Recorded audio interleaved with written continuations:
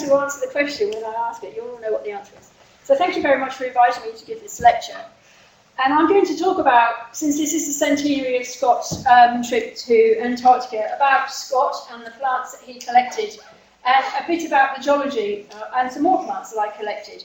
And if you, I'm not going to pass this around because it's a bit delicate, but if at the end, I have here a slab of Glossopteris that I collected, and they're actually a lot better than Robert Scott's fossils. And you can see there's several large leaves on here, if you come and have a look at it at the end. They are quite spectacular. So this is a picture here of the Beardmore glacier where Scott went up to the pole, and that picture there on the side is a leaf called Glossopteris, which was what Scott brought back, and it was really important in the history of geology. So just to talk a little bit at first about Scott, this is his route to the South Pole, and you can see here the Transantarctic mountains that cross the centre of Antarctica. And these mountains, which are, they don't look very exposed in this satellite map, but the tops of mountains are exposed as Nunatak. And there's a really good exposure of rock here, which shows that the Antarctica was once in the Permian, so about 250 million years ago, was a land area with dense forests on it. And you can see where Scott went here from McMurdo region for his hut there, and he went across the Ross Ice Shelf and up through the Beardmore Glacier to the South Pole. And I'm going to show you some of the rocks and fossils that I've worked on along that route in the last few years. So, as David said, when Scott went to the pole, he actually wasn't just an adventurer, just going to the South Pole just to get there. He actually had a brief to do science as well, so I call him an expeditioner. He went on a scientific expedition, and this is his hut at Cape Evans. When I went there, it was a bit snowed in and we couldn't get in. But inside there's the heritage of Scott and all his work there. And you can see this very famous picture, it's in the Scott Polar Research Institute, of Scott working there on his science. And he had a big crew of scientists with him. And they did a lot of really good science on this expedition that you may not have heard about, which is published in lots of different books. But they went to lots of regions around this McMurdo region in Antarctica and did a lot of really good pioneering geology. So, who instructed Captain Scott to look at fossil plants in Antarctica? Yes. Yes, a woman. So it's a really interesting link from Robert Falcon Scott to Mary Stopes. I bet you didn't know that. So here's a whole montage of Mary Stopes pictures. So Mary Stopes initially was a geologist by training at the University of London, and she did her PhD there. And she was an expert on Cretaceous fossil plants from Dorset, and which is where I did my PhD as well. So there's an interesting link here. Mary Stopes used to live on the Isle of Portland in Dorset. She used to live in she was a bit of a notorious visitor to Portland. The locals didn't really like her because she used to go skinny dipping with her friends like Nureyev and Margot Fontaine and people like that of Portland. But she actually worked on some of the fossil plants there, and she has a museum there. So if you go to the Isle of Portland in Dorset, which is a fascinating place for geologists, you will see the museum there was dedicated by Mary Stopes. So Mary Stopes was a geologist. She did a PhD. She was a lecturer in the University of Manchester there. And then she gradually, one of the things she did was she worked on coal. And she was the author, she developed the classification for coal descriptions in thin section. Most people forget that, but we still use it today for coal descriptions. And after a while, she became a little bit more radical, and she moved away from geology and she went into birth control. And you can see here she wrote some fantastic books. They are a good read. And here you can see some of the posters in her early days when she was advertising birth control in the Mary Stopes clinics. Read the birth control news, sixpence monthly, at your railway bookstores. So she had a big impact on society, and of course eventually she went a little bit skew-if, and she became a campaigner for eugenics and specialist breeding of only beautiful and intelligent people. So she went a little bit out of favour. But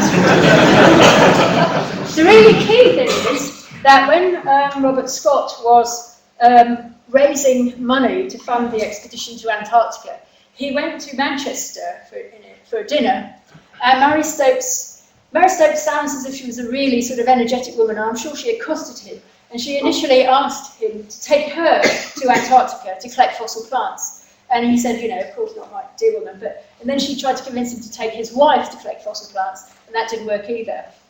And he may have seen fossil plants that she had in her lab in Manchester. I'm not sure about that, but certainly he must have gone to Antarctica having probably quite scared that he had to go and find some fossil plants for Mary Stopes.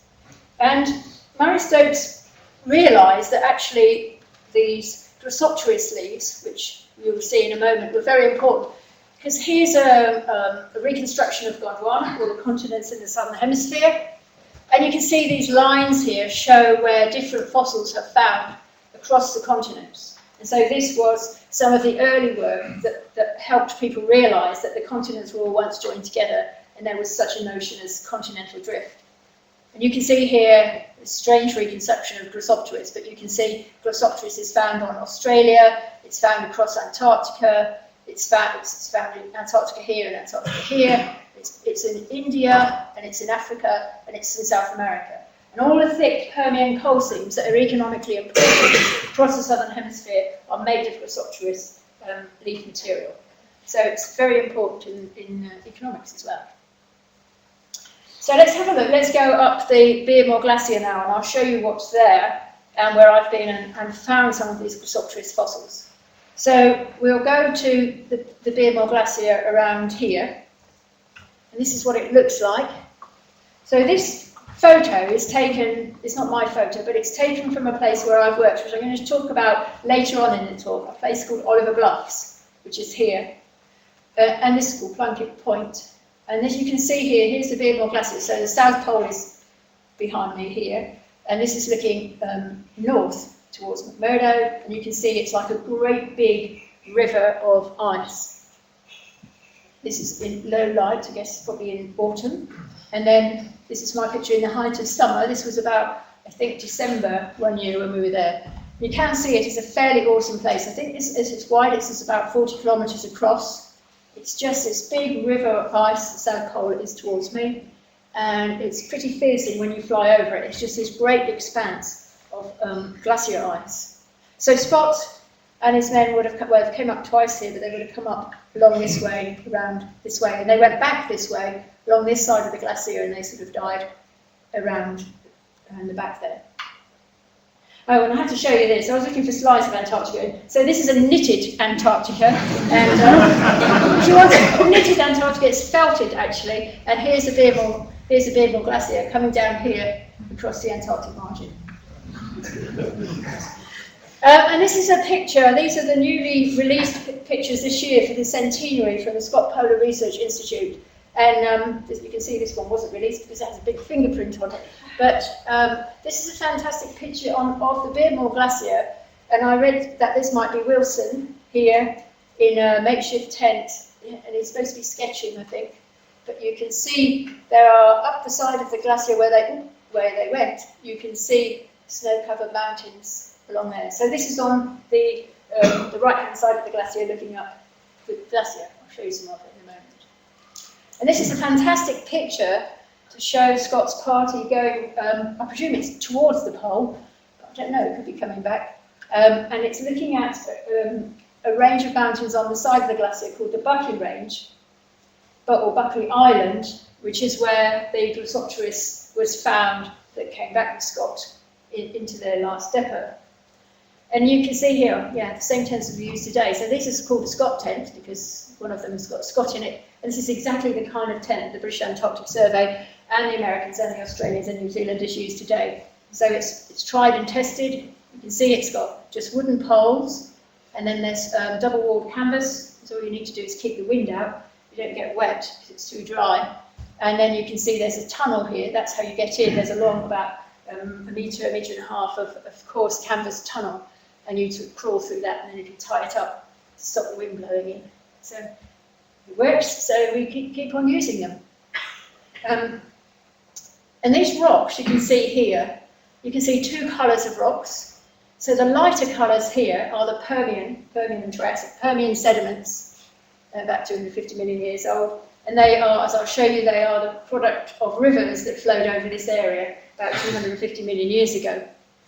And the darker rocks here are volcanic rocks, and they're of Jurassic age, and they're dikes that were intruded into this sequence during the Jurassic as Gondwana broke up. And this is what that area looked like when I was there. So I'm now standing on the other side of the Beardmore Glacier. So the last picture was Scott and his party over there. And this is Buckley Island when I was there, so it's the same sequence of rocks. And this is the Beardmore Glacier. And what you can see is that the Beardmore Glacier is a really horrendous place. It's particularly bad over this side of the glacier. But can you imagine walking along there with a sled full of your gear, in bad weather? It's just terrific. It's absolutely solid blue ice on this side anyway. All the snow is blown off. And it's like walking on just a sheet of ice. So you'd have to have crampons on. It's impossible to walk on. I think it's probably a bit snowier on the other side. And the pictures do show Scott in snow. So different sort of climate. But a pretty horrendous place to work. It was nice. It's nice in the summer, and people always think of Scott going there and then wondering why they stop for a day. But on a perfect day in the summer, when the sun shines, when the wind drops, and the sky is absolutely crystal clear, it's the most fantastic place in the world to be. And you can just imagine why anybody would want to stop and sort of have a look around for some fossils. It really is not surprising to me that they took a day off in weather like that.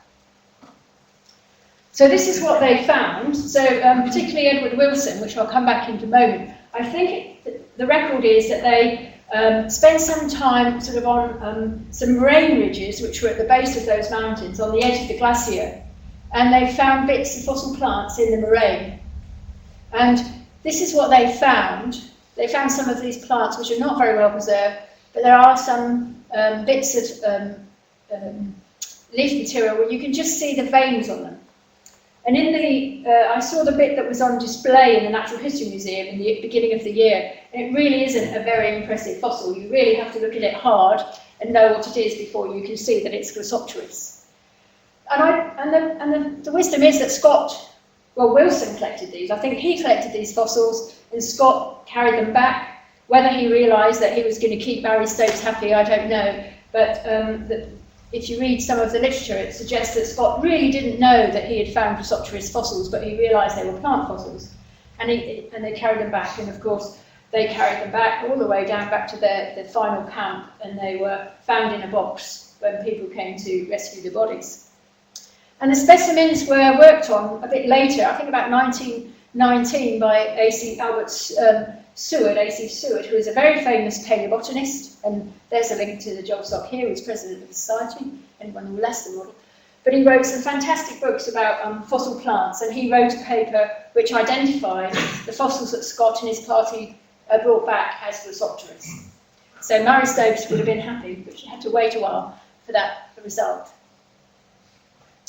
Okay, so let's have a look at some Glossopteris today. This is where that specimen came from.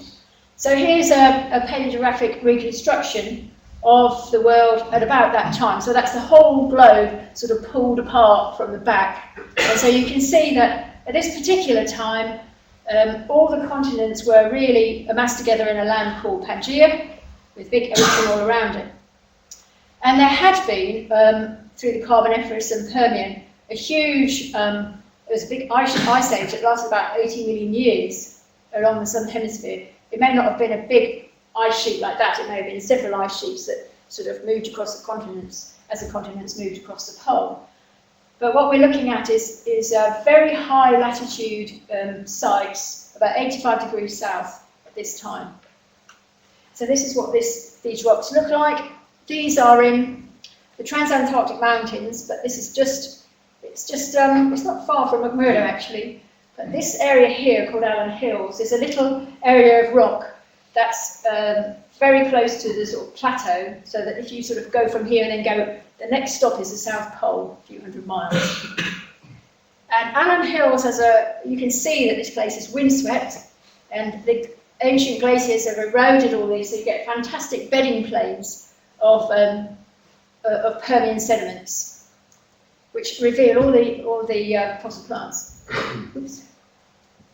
So here's a picture of the strata. So a bit of geology here is There's the tent. Can you see those little orange blobs here? Those tents for scale. So there's a big view across this area. And you can see that the two sets of rocks here, the ones at the bottom of this sequence, you can see that they're slightly grayer, and they've got these lines of black beds going through them here. And these are coal seams amidst sandstones.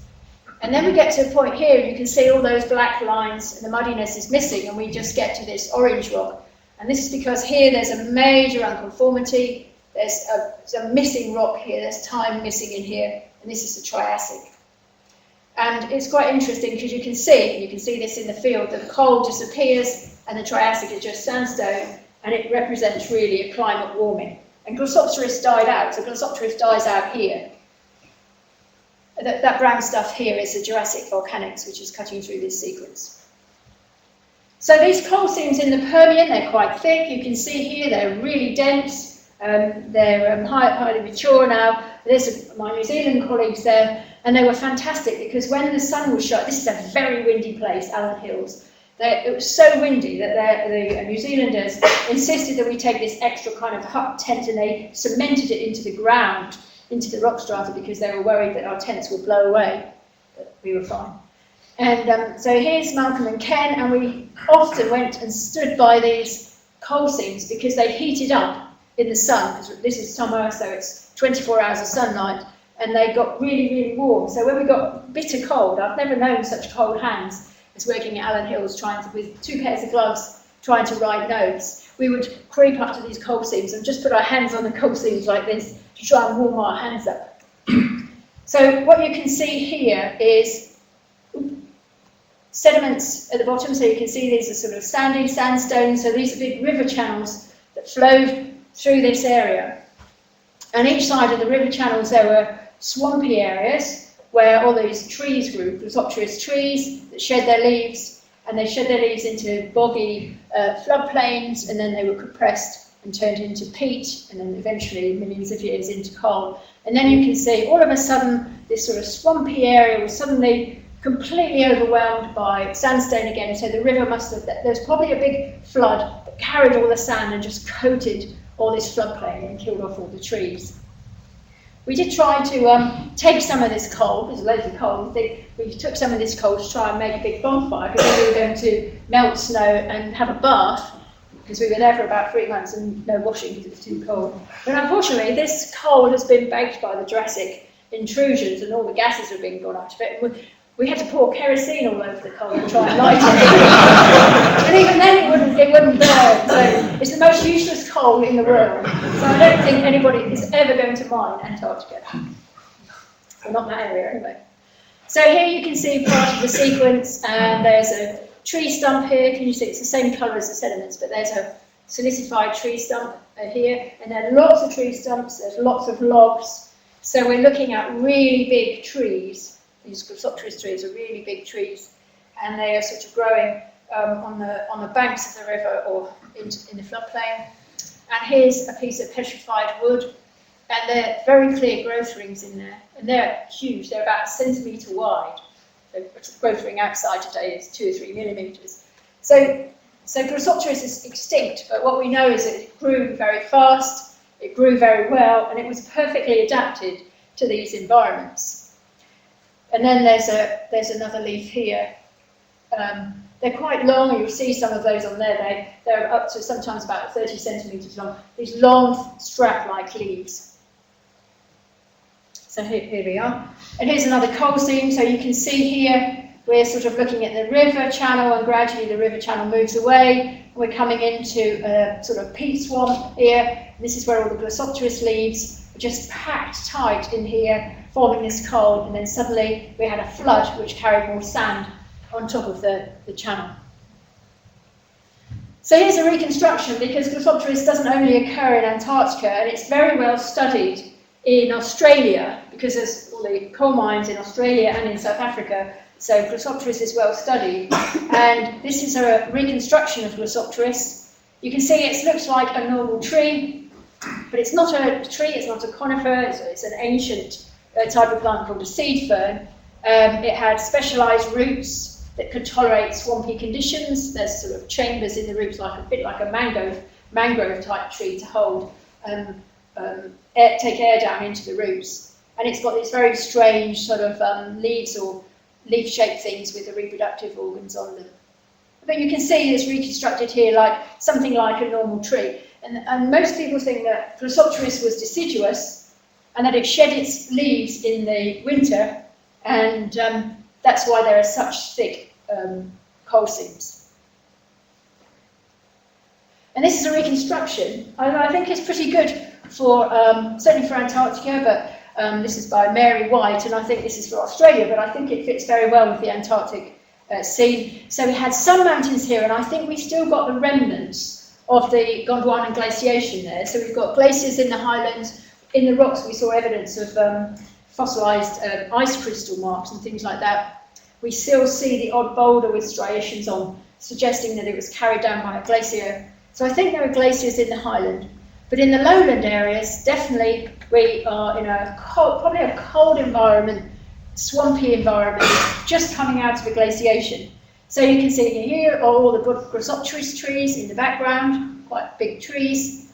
And then we have in the foreground, we've got little bits of ferns, so we find fern fossils. We find equisetum or horsetail fossils. They grew here as well. And of course, we've also got Lystrosaurus, a mammal-like reptile there, that was very common over Pangaea at that time. And we do see, not so much in the Permian, but in the Triassic sediments, you see lots of burrows where some of these vertebrates live. So I think this is the habitat of Glossopteris in the Permian. When we got to if you go up in the sequence, so you get to those orange layers, you can see they disappear into the Triassic. So we've gone across an unconformity, there's been a big erosion event, and in Antarctica there are no coals anymore. We only see river sandstones. We don't see anything that suggests it was cold or wet. And we start seeing these ferns here called Dichoridium, which have very thick, waxy leaves, and all the classic plant types that you have for plants that survived in an arid environment. So Glossopteris totally dies out. In Antarctica, it disappears. We never see it again above the end of the Permian. Above the Permian rocks, that's it. And it tends to die out at that time across the rest of Gondwana. So let's go back to Antarctica and go back up to the Beardmore. So I've just shown you the Permian rocks down here, but actually if you go all the way along this transantarctic mountains and you look at Permian rocks, you'll see Glossopteris, very common all across there. In fact, we see Glossopteris over here as well, in the Prince Charles Mountains in Prince Bay. This is where the Australians work. So we know there's Glossopteris here and there's Glossopteris over here. So I think it's reasonable to assume that most of the continent was covered in green forests at that time with a few little ice caps. So back to Buckley Island, and in this region, Edward Wilson was there. I think he's the one who collected the plants. And if you look in the literature, especially in Wilson's diary, you'll see that he describes these leaves, and it's been reproduced time and time and time again. And he says the fossil leaves reminded him of leaves of the English beech, although the veins in the leaf are finer and more abundant, but still beech-like. Well, if you look at Glossopteris, the last thing that Glossopteris looks like is a beech leaf. It does not look like a beech leaf at all. And it's been, if you read the literature that sort of has taken his words, they've then said Wilson described Glossopteris like a beech leaf, which is, I think, maybe totally wrong. But up till fairly recently, that's a fairly reasonable assumption, because people only thought that Glossopteris was the only leaf that was found here. But recently we have found leaves that look like beech, now don't they look like beech leaves, in the same area. And my guess is, and we'll never know, that what Wilson found was really beech leaves on the other side of the glacier in the moraine. And I'll show you why. So this is the other side of the Beardmore Glacier. So Wilson and Scott were on this side here. And where I showed you that picture of the Beardmore that was really blue and icy was taken from here. This was the first picture of the Beardmore, and we were looking down. Let's come to point. And there's this is the Beardmore coming up here, and this area here is called Oliver Bluffs, named after Robin Oliver, a famous geologist from Adelaide, who found Oliver Bluffs in the early days of exploration, probably because he couldn't get across the glacier. But what he found was amazing. really isn't until fairly recently, in the 80s and certainly in the 90s and now, that people have realised the significance of it. So if you went to some of these areas here, on these high mountains, they're Permian, and you'll find Glossopteris. But if you go to Oliver Bluffs, you find something totally different. And on the edge of the Beardmore Glacier, so here's the Beardmore Glacier here, South Pole's that way, we're at 85 degrees south, so only about 300 miles from the South Pole. We see this sequence of rocks that's very, very different from anything else around. And you can see it looks like a big dump of moraine, and that's what it is. It's a glacial moraine, and it's difficult to know what the age is, but it may be Pliocene, 3 or 4 million years ago, and it may be Miocene, it may be 10 to 15 years ago. So we haven't yet been able to date it. But it's very important in the history of vegetation in Antarctica. So this is what it looks like the other way around. You can see why it's called Bluffs, because they're about 200 meters high of these really spiky bluffs that stick out. So they're Pleistocene moraine. So this is the moraine down here which has been ground up by the Beardmore Glacier. But this suite of diamictites, of glacier deposits, were formed when the glacier was coming at a totally different angle to this area. So people have done work on some of the grains in here, and this glacier was flowing from the South Pole, but at a totally different angle from where the glaciers are today. And so we're looking at a phase of glaciation of Antarctica. It was probably some of the earliest glaciation there is. And we don't have many rocks of the earliest glaciation of Antarctica, because unfortunately there's a wagon great ice sheet that's sitting over them now, and it's covering up its own history. So what we need to do is drill into some of the edge of Antarctica to find the erosive products of that. So Oliver Bluffs is quite special. Here it is. It's really cold in Oliver Bluffs. But it's nice in the summer because the sky is so clear and the wind blows everything away. Here's our tent here. This is a desperate little camp because all of this rock around here is ice-cored moraine. So as soon as you put your foot on it, you just sort of skid over this horrible stony area, which is just stones that are sitting into ice. It's the most horrible thing to walk on. And this is the only flat area we could find. You can see there's a desperately little bit of patch of flat ground in there, but we had to use ice pins to pin the tents into the ground. And then after a few weeks, we realised why this area was flat and why it was carved out and why there was water there. It's because it's a wind channel and the wind just goes rocketing through there. So every night it was like sleeping in a tunnel with a train coming. It absolutely flat the tents day after day after day. There was nowhere else to camp. And we were glad to get to work in the morning because we could shelter behind the bluffs and get out of the way of this horrific wind. So not a good choice for a camp, but it was very, very cold there. Here's the team here, an American team. You can see the Scott tent here. Americans have yellow tents. And we were working on this sequence a few years ago. So here they are. So it's a big mess of bouldery material. We were measuring it, we looked at it, I'll tell you, here it is here, you can see it's a mess, you can see it's lumpy, it's got lots of boulders in it, it's got fine muds in it. This is so cold here, there's no water that flows, so it's very, very dry. There's no weathering of this rock, it's like concrete, so there's nothing that's really weathering it except wind, which is blowing it away, and maybe a little bit of melting snow when the sun shines on it. But really, this stuff is like concrete. And so what we did was we took an explosive expert with us who put a little bit of dynamite to help weathering. And it really was, when you get a really good explosive expert, they just put a little stick of dynamite on there and it just goes, and well, it makes a huge big noise because it echoes all down the Beardmore Glacier. There's nothing to soak up the noise, and it makes the most unbelievable bang you've ever heard in your life. But what it does to the rock, it just shatters the surface so that we can, it weathers the surface so we can have a look at what's in there.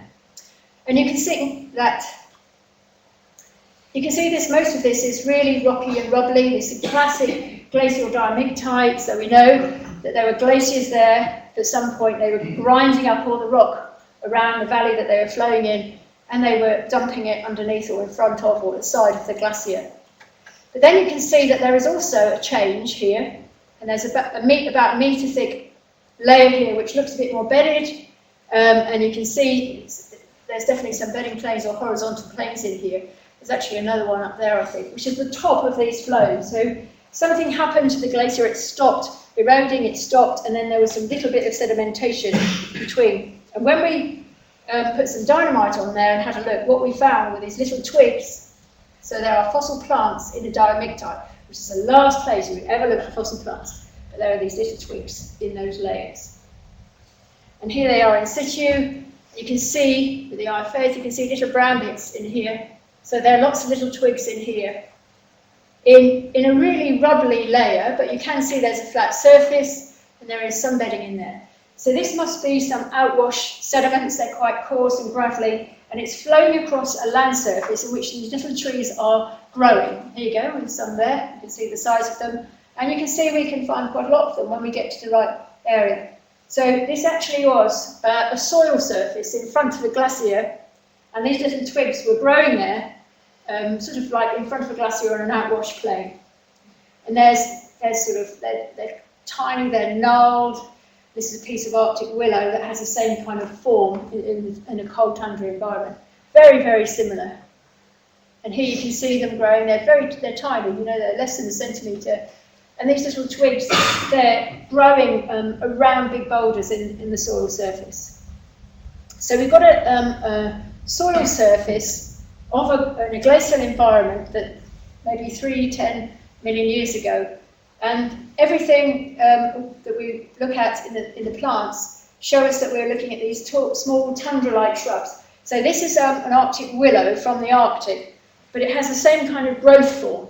So that tree there is about 1 metre wide, and all of these are small branches here that hug the ground because the winds are so intense it can't grow upwards, and the soil is frozen, so there's not much nutrient circulation, so it's a really slow-growing tree. And some of these little twigs here are actually 100-year-old branches. Things grow really slowly because the climate is so cold. And here again you can see, here's some of our twigs from Oliver Bluffs, and people say, oh, they must be reworked, they were Cretaceous, they're reworked. Well, look, they've got bark on here. This bark will not survive reworking or transportation, so these things were growing in situ. And if you thin section them and cut them open, this is what you get here. So this is about 1 centimetre across, and here's another one here. So you can see several things in here. These are all the growth bands in them. They're annual, or sometimes the tree doesn't grow in a year if it's too cold. And you can see, but one thing you can see here, that the centre of the twig is always near the lower part, it's asymmetrical. And that's because these things were growing along the ground and only the surface was able to put on extra wood. You can also see in this one a scar. You can see the scar there, it's growing quite happily or slowly. And then suddenly, a lot of these willows in the Arctic, they get covered with an outwashed gravel and it rips the bark off, and they have to start growing again, so they grow again just here. And you can see these are very fine growth lines, and there's about 100 here, so this is at least 100 years old. This is the same thing from the Arctic willow, and you can see the same kind of features. And then a few years actually before that, while we went there to study these sediments, was an American party, some friends of ours were there working, and they were collecting this diamictite to look and see if there were any marine fossils in it. And they blew up one of those sections, and they were sitting on this large boulder. And somebody said, Dave, you're sitting on leaves, what are they doing there? And he realised that this was absolutely a serendipity discovery of fossil leaves in a place where nobody had ever thought of looking for them before. And there are whole sheets of these leaves here. You can see they're definitely a beech leaf. They've got very strong venation there, which is characteristic of deciduous nothofagus, and these leaves are like nothofagus, which is southern beech. The southern beech grows in all of the Gondwana continents today, so in South America, it grows in Chile and Argentina and Patagonia, and it grows in Tasmania and Australia and New Zealand. And here's some nothofagus guineae, which grows in the high mountains of Tasmania, and you can see that looks very similar. You can see the venation is the same, and here it is in an autumn leaf fall with snow. Now also there are other plants in there. There are these things that look like cushion plant. So this actually, if you pick it up, it actually feels like a wodge of peat, and it's a cushion plant, just like grows at the top of these mountains in New Zealand and Tasmania today. We have buttercups, we have, you can see in this sediment here, if you know what you're looking, you can see little brown bits here. There's moss, we have moss banks. Amazing flora here. So 300 miles from the South Pole, even if it's 3 million years, 10 million years, it's amazing that we have this flora here. And this is probably what Antarctica looked like at that time. There were glaciers around, they were melting, there were wet plains, and then these little shrubs, which were nothofagus, growing in front of the glaciers. Now, there's not only plants in there, and this is what's so amazing. This is Professor Alan Ashworth from North Dakota State University, and he is a specialist on quaternary beetles. So, and you can see he's at work there with his bees and broom and his shovel. This is that white layer where the leaves occur along the bluff. It occurs all the way along that bluff. And this is what paleontologists do. We spend hours with the bees and broom cleaning off the sediments to get right at that layer without any sort of debris on the top. And you take a teaspoon of this sediment and you put it in a big flat plastic white bowl, and you put some water in, and you spend hours and hours and hours swirling it around, picking out anything that's small and black. So I've been and did it with Alan in North Dakota, and I got so bored after a day. It was unbelievable. But he did it for months. And because he's a beetle specialist, he discovered these things. So here's the front of a weevil, here's the head of a weevil, here's the main body of a weevil, and here's a leg of a weevil. So Alan has found weevils that today live in Patagonia, and he has found the fossils of these weevils in Antarctica, 300 miles from the South Pole, millions of years ago, which is totally amazing, because they're not there now. And even more amazing, he found this. So he found this piece here. This is a fossil, and you can see there's a sort of rampet at the front with two little things that look like holes. And these are the spiracles of the fly maggot. So here's a fly maggot, and on the front it has these two kind of breathing holes there. So Alan knows that we had a fly in Oliver Bluffs a few million years ago. And there are no flies in Antarctica today. So it's quite an amazing discovery. And it's because Oliver Bluffs is just exposed there, just waiting for us to unlock its secrets. So there we go. So now this is Antarctica. There are no flies, there are no weevils, except that come in cornflake packets in galleys of ships. Things are changing in Antarctica. There are plants that are beginning to come back into the peninsula. There are insects that are beginning to come back in. But there's still a lot to be done in Antarctica. And what we need to do is warm up the climate a bit, melt all that ice, and then we can see that whole history of Antarctica in one fell swoop. Thank you.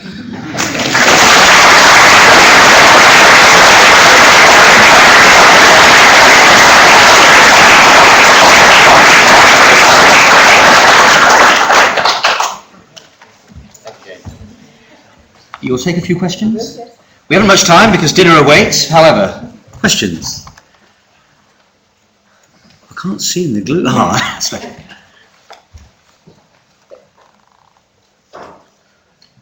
That's very interesting. Right, well, I'll start off with it. Oh, we have one. John. Jane, why can't you date the what's the problem? Glacial rocks are really hard to date. There's no microfossils or anything in those particular sediments that we can date. People have tried exposure dating on the surfaces, but they come out with, when that range of mountains was uplifted, they come out with very various dates. So unfortunately that will be, we'll try very hard, but it hasn't been worked so far. But what has happened recently is that Alan Ashworth and some of his colleagues have worked in the dry valleys, which are near McMurdo, and they have found beach leaves and fish and insects in the dry valleys, and in a deposit which has an ash on top of it. And they've been able to date that ash as about 12 million years. Unfortunately, there's nothing above it, so we don't know what the history is after that, but they've interpreted that as then the onset of what I call the deep freeze, the really big ice sheets that turn Antarctica very, very cold. So now most people assume that Oliver Bluffs, this serious group, is Miocene age. But I think the jury's out. And I don't mind, because if it's 3 or 4 million years ago it rewrites glacial history, it means the ice sheets were unstable and they retreated, And that's a really big message for us, that as climate warms, the ice sheets are going to melt, which is really worrying. If they're 10 million years ago, then this is the most spectacular fossil preservation of the sea. So I win either way. Oh, well, I'll indulge myself. The outcrop in Antarctica is very limited. So where would you like to go on the Great White Continent to find, if you could just melt the ice in the way you described? Right. I'll tell you what I was doing this morning until 2:43, which is when I pressed the button. I was writing a grant proposal for NERG, a large grant, because the place where those rocks are preserved, the history of the glaciation is preserved, it may be in the continent somewhere, but it's actually on the side of the continent, because the glaciers have eroded the sequence off, and it's there in the basins, sedimentary basins on the margins of Antarctica. And there's a big project called ANDRIL, which is an international project, and they've drilled before, and we put in a proposal to drill another core, or two cores, just off the margins of Antarctica, and the Ross Ice Shelf. And you have a big rig, like an oil drilling rig, and it sits on the ice shelf, which is 200 metres thick. It's moving at 2 metres a day, so it's quite a technological challenge. And you drill through the ice sheet, down the water, and into the rock record below, and you've got the history of Antarctic glaciation. Wow. So unfortunately, the NERG deadline fell on this date. So at 2:43, we press the button to get some money if you're willing to join the international project to drill in Antarctica. And on that timely moment, let's think about dinner. Now, I have to open up my instructions. Well, first of all, let's another round of applause. Thank you, Jim.